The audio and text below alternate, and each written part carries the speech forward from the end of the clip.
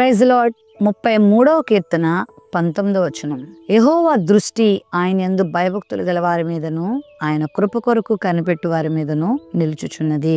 దేవుడు ప్రతి ఒక్కరిని గమనిస్తున్నాడని బైబిల్ గ్రంథంలో చాలా వచనాల్లో మనం చూస్తాం. మంచి వారిని చెడ్డవారిని ఆయన చూస్తున్నాడు, పరిశీలన చేస్తున్నాడు. అయితే ఆయన యొక్క దృష్టి అంటే ఆయన పట్టించుకునేది ఎవరిని అని అంటే ఆయన యందు భయభక్తులు కలిగిన వారిని, ఆయన కృప కొరకు కనిపెట్టుకునే వారిని. చాలా కుటుంబాల్లో కూడా చాలా మంది బాధపడుతూ ఉంటారు. మరి నా సొంత తల్లిదండ్రులే నా తమ్ముణ్ణి, నా అన్నను ప్రేమిస్తారు, వాళ్ళ మీద ఆలోచన కలిగి ఉంటారు, వాళ్ళ గురించి ఆలోచిస్తారు కానీ నా గురించి ఏం ఆలోచించరు. నేనేమవుతున్నానో, నేనేం తింటున్నానో, నేనే బాధలు పడుతున్నానో నా గురించి ఆలోచించరు కానీ నా చుట్టూ ఉన్న వాళ్ళందరి గురించి ఆలోచిస్తారు అంటూ బాధపడుతూ ఉంటారు.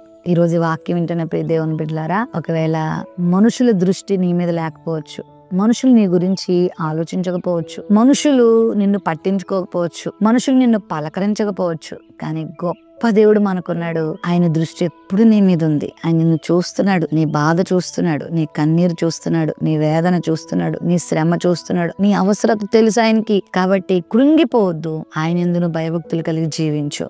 ఆయనకు మొరపెట్టుకోవడం నేర్చుకో. ప్రతి సంగతి ఆయనకు విన్నవించుకోవడం నేర్చుకో. ఆయన కను దృష్టి నీ మీద ఉంది. తగిన సమయమందు నీకైనా జవాబిస్తాడు. తగిన సమయమందు నీ అవసరత ఆయన తీరుస్తాడు. కొన్నిసార్లు ఆయన మనల్ని పట్టించుకున్నట్టే ఉంటాయి కొన్ని పరిస్థితులు, కానీ దేవుడు మనల్ని పట్టించుకుంటున్నాడు, చూస్తున్నాడు అనే విషయాన్ని మనం మర్చిపోకూడదు. ఖచ్చితంగా ఒకరోజు నీ జీవితంలో ఆయన మేలు చేస్తాడు.